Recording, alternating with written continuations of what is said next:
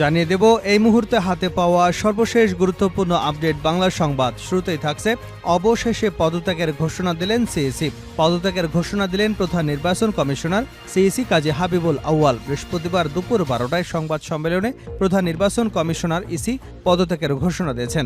এরপর 12টা 12 মিনিটে সাংবাদিকদের সামনে পদত্যাগপত্রে সই করেন তিনি। হাবিবুল আউয়াল ছাড়াও বর্তমান কমিশনের বাকি 4 সদস্য ব্রিগেডিয়ার জেনারেল অবসরপ্রাপ্ত মোহাম্মদ আহসান হাবিব, বেগম রাশেদা সুলতানা, মোহাম্মদ আলমগীর ও মোহাম্মদ আনিসুর রহমানও পদত্যাগ করেছেন বলে জানিয়েছেন সিইসি।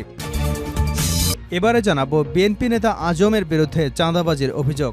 বাংলাদেশ জাতীয়তাবাদী দল বিএনপির কেন্দ্রীয় ভাইস চেয়ারম্যান অ্যাডভোকেট আহমেদ আজম খানের বিরুদ্ধে চাঁদাবাজির অভিযোগ করেছেন এক শিল্পপতি। চাঁদা দিতে রাজি না হয় ওই শিল্পপতির টাঙ্গাইল শহরের বাড়িতে হামলা চালিয়ে ভাঙচুর করা হয়। এই ঘটনায় তিনি থানায় অভিযোগ দায়ের করেছেন। জানাবো বাংলাদেশে থাকা ২৬ লাখ ভারতীয়র চাকুরি বাতিল করতে বলল আওয়ামী লীগ।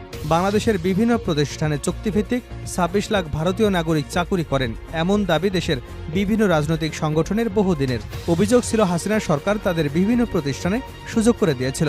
এবার সেই শেখ হাসিনার দল থেকে দাবি তোলা হয়েছে এসব ভারতীয়দের চাকুরিচ্যুত করার। জানিয়ে দেব যাত্রী ছাউনি ভেঙে সহজের জমিতে হচ্ছে স্বেচ্ছাসেবক দলের অফিস। ঝালকাঠি জেলার নলছিটি উপজেলার ষাটপাকিয়া বাস স্ট্যান্ডে বরিশাল পিরোজপুর মহাসড়কের পাশে সড়ক ও জনপথ বিভাগের জায়গায় যাত্রী ছাউনি নির্মাণ করা হয়। যাত্রীদের সুবিধার্থে ২০১১ সালে ৩.৫ লাখ টাকা ব্যয়ে সহজের কর্তৃপক্ষের অনুমতি নিয়ে সংগঠনের নিজস্ব অর্থায়নে যাত্রী ছাউনিটি নির্মাণ করে ঝালকাঠি রোটারি ক্লাব। কিন্তু ৫ অগাস্ট সরকারের ক্ষমতা বদলের পর থেকে ইউনিয়ন স্বেচ্ছাসেবক দলের অফিস করবার অভিযোগ পাওয়া গেছে মুকুল হায়দারের নামে বিএনপির এক কর্মীর বিরুদ্ধে। এদিকে কুমিল্লায় নিজ ঘরে মা ছেলেসহ ৩ জনকে হত্যা। কুমিল্লার হোমনায় মা ছেলেসহ ৩ জনকে নিজ ঘরে হত্যা করেছে দুর্বৃত্তরা। হত্যার পর গলায় ওড়না পেঁচিয়ে ৩ জনকে শোবার ঘরের একটি খাটের উপরে ফেলে গেছে তারা। বৃহস্পতিবার সকালে উপজেলার ঘাগুটিয়া ইউনিয়নের বড় ঘাগুটিয়া গ্রামের ভূঁইয়াবাড়ি থেকে নিহতদের মরদেহ উদ্ধার করেছে পুলিশ। এর আগে গতকাল বুধবার রাতে কোনো এক সময় তাদেরকে হত্যা করে ফেলে রাখা হয়। এবং সর্বশেষ জানাবো বিএনপির নাম ভাঙিয়ে কেউ সন্ত্রাসী কর্মকাণ্ড করলে ছাড় দেওয়া হবে না, এমন হুঁশিয়ারি দেন ঢাকা মহানগর উত্তর যুবদলের সাবেক সভাপতি এস.এম. জাহাঙ্গীর। বুধবার দুপুরে উত্তরা নিজ বাসভবনে সংবাদ সম্মেলনে তিনি একথা বলেন। এতক্ষণ শিরোনাম শুনছিলেন, এবার বিস্তারিত। প্রিয় দর্শক, আপনি যদি এই চ্যানেলে নতুন হয়ে থাকেন, ভিডিওটি দেখতে দেখতে চ্যানেলটি সাবস্ক্রাইব করে আমাদের সঙ্গে থাকুন। আর এই ভিডিও সম্পর্কে আপনি আপনার মূল্যবান মতামতটি কমেন্ট বক্সে জানিয়ে দিন। আর হ্যাঁ প্রিয় দর্শক, জানিয়ে দিন ভিডিওটি কোথা থেকে দেখছেন।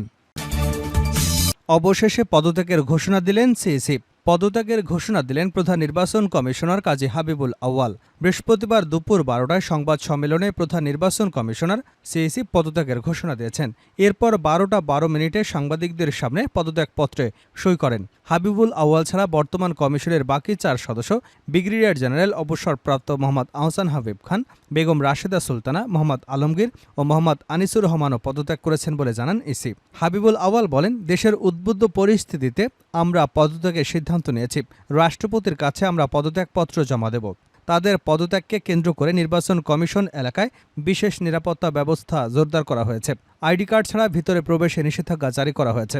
সাংবাদিকদের সামনে আসার আগে বেলা 11টায় ইসি সচিবালয় সব কর্মকর্তাদের সঙ্গে সৌজন্য বিনিময় করেছেন।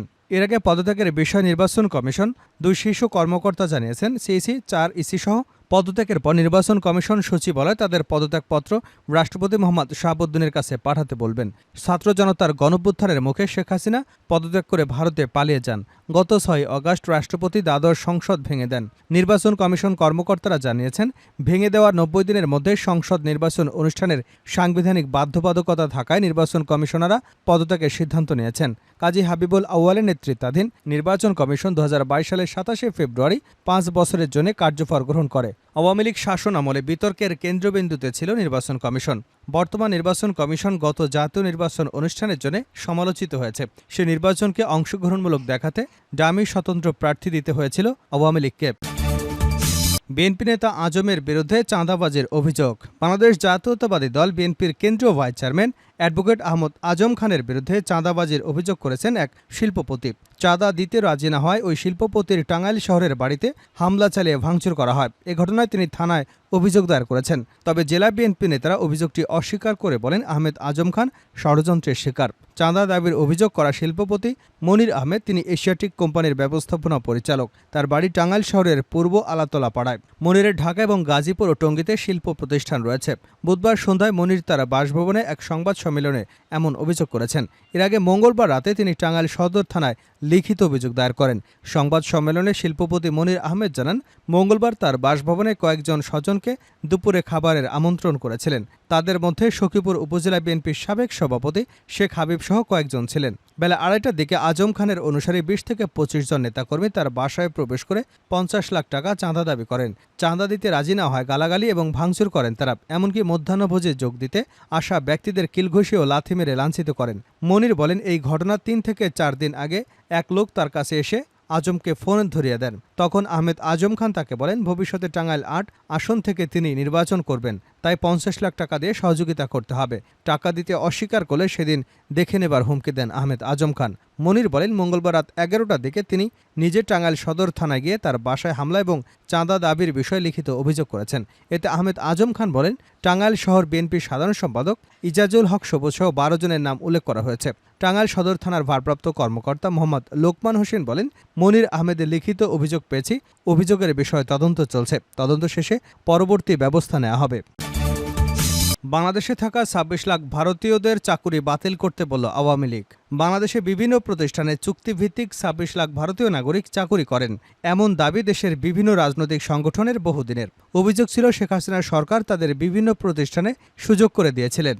এবার সেই শেখ হাসিনার দল থেকে দাবি তোলা হয়েছে এসব ভারতীয়দের চাকরিচ্যুত করার। বৃহস্পতিবার দলটির ভেরিফাইড ফেসবুক পেজে এক পোস্টে বলা হয়েছে, মাননীয় উপদেষ্টা 26 লক্ষ ভারতীয় নাগরিক যারা বাংলাদেশে চাকুরি করে তাদের তালিকা করে চাকুরি থেকে বিদায় করে দেশের তরুণ বেকারদের সুযোগ তৈরি করতে হবে। ওই পোস্টের কমেন্ট বক্সে বলা হয়, এ তথ্য উপদেষ্টাই দিয়েছিলেন, সুতরাং এ কাজ তাকেই সম্পাদন করতে হবে। এটাই তরুণদের দাবি বলে আমরা মনে করি। হাসিনা সরকারের পতনের পর সম্প্রতি আলোচনায় আসে ভারতীয়দের চাকুরির বিষয়টি। সেখানে বলা হয় যে দেশে শিক্ষিত বেকার 26,40,000। সেখানে 26 লাখ ভারতীয় কিভাবে উচ্চ বেতনে চাকুরি করেন। তাদের বেতন হয় ডলারে। প্রতি বছর বাংলাদেশ থেকে প্রায় 5 বিলিয়ন অর্থাৎ 500 কোটি মার্কিন ডলার রেমিটেন্স ভারতে চলে যাচ্ছে। রেমিটেন্স আয় ভারতের চতুর্থ বড় উৎস বাংলাদেশ। কাগজে কলমে বাংলাদেশের নাম থাকলেও এতদিন দেশটাকে পুরোপুরি নিয়ন্ত্রণ করত ভারত। নেটিজেনরা বলেন, বাংলাদেশের শিক্ষিত প্রজন্ম নিজ দেশে বেকার ঘুরে আর ভারতীয়রা এদেশে উচ্চ বেতনে চাকুরি করে। একটা রাষ্ট্রীয় কাঠামো কতটা ভঙ্গুর হলে এমন অবস্থা হতে পারে। উল্লেখ্য, ছাত্র জনতার গণঅভ্যুত্থানের মধ্য দিয়ে পতন হয় হাসিনা সরকারের। মাত্র 45 মিনিটের মধ্যে দেশ ছেড়ে ভারতে পালিয়ে আশ্রয় নেন শেখ হাসিনা। আপাতত সেখানেই অবস্থান করছেন তিনি। যাত্রী ছাউনি ভেঙে সওজের জমিতে স্বেচ্ছাসেবক দলের অফিস। ঝালকাঠি জেলার নলছিটি উপজেলার ষাটপাকিয়া বাস স্ট্যান্ডে বরিশাল পিরোজপুর মহাসড়কের পাশে সড়ক ও জনপথ বিভাগের জায়গায় যাত্রী ছাউনি নির্মাণ করা হয়। যাত্রীদের সুবিধার্থে 2011 সালে 3 লাখ টাকা ব্যয়ে সওজের কর্তৃপক্ষের অনুমতি নিয়ে সংগঠনের নিজস্ব অর্থায়নে যাত্রী ছাউনি নির্মাণ করে ঝালকাঠি রোটারি ক্লাব। কিন্তু গত 5 আগস্ট বিকেলে বৈষম্যবিরোধী ছাত্র আন্দোলনের মাধ্যমে সরকার পতনের পর যাত্রী ছাউনিটি ভেঙে ইউনিয়ন স্বেচ্ছাসেবক দলের অফিস করার অভিযোগ পাওয়া গেছে মুকুল হায়দারের নামে এক বিএনপির কর্মীর বিরুদ্ধে। সরজমিনে গিয়ে দেখা যায় যাত্রী ছাউনিটি ভেঙে একটি স্থাপনা নির্মাণের প্রস্তুতি চলছে। সেটি ইউনিয়ন স্বেচ্ছাসেবক দলের অফিস করা হবে বলে জানা গেছে। অভিযুক্ত মুকুল হাওলাদার বলেন, আমাদের দোকানের সামনে যাত্রী ছাউনি করা হয়েছিল, তাই এটিকে ভেঙে দিয়েছি। পরবর্তীতে বিএনপি লোকজনকে অফিস করার জন্য আমি প্রতিশ্রুতি দিলে তারা জায়গাটি দখলমুক্ত করতে সহযোগিতা করে। সেখানে অফিস করার জন্য ঘর নির্মাণ করা হচ্ছে। ভৈরব পাশা ইউনিয়ন স্বেচ্ছাসেবক দলের আহ্বায়ক শহীদুল ইসলাম বলেন, যাত্রী ছাউনিটি মুকুল হাওলাদার ভাঙচুর শুরু করলে আমরা নেতাকর্মীরা তাকে বাধা দেই। পরবর্তীতে অফিস করার জন্য তার কাছে জায়গাটি ভাড়া নিয়ে কাজ শুরু করে। ঝালকাঠি রোটারি ক্লাবের সাবেক সভাপতি এজে মোর্শেদ বলেন, সড়ক ও জনগণের অনুমতি নিয়ে যাত্রী ছাউনিটি করা হয়েছিল, কিন্তু এটিকে ভেঙে দিয়ে স্থাপনা করা হয়েছে। এটা খুবই দুঃখজনক ব্যাপার। সর্বশেষ জানাবো, বিএনপির নাম ভাঙিয়ে কেউ সন্ত্রাসী কর্মকাণ্ড করলে ছাড় দেওয়া হবে না।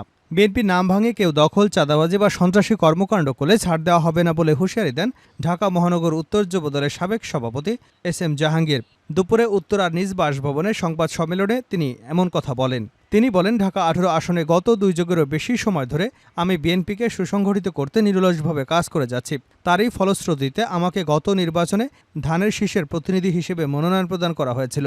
স্বাভাবিকভাবে আমার কাছে হাজারো নেতাকর্মী যোগাযোগ রেখে দলীয় কর্মকাণ্ড পরিচালনা করেন। এই নেতা বলেন, ২-৩টি খবরের কাগজে উত্তরায় চাঁদাবাজি, দখলদারির কাল্পনিক ঘটনা উল্লেখ করে প্রতিবেদন প্রকাশ করেছে। দুর্ভাগ্যজনকভাবে সেখানে আমার নাম জড়ানো হয়েছে, যা খুবই দুঃখজনক, অসত্য, ভিত্তিহীন। আমি এসব বানোয়াট অভিযোগের তীব্র নিন্দা ও প্রতিবাদ জানাচ্ছি।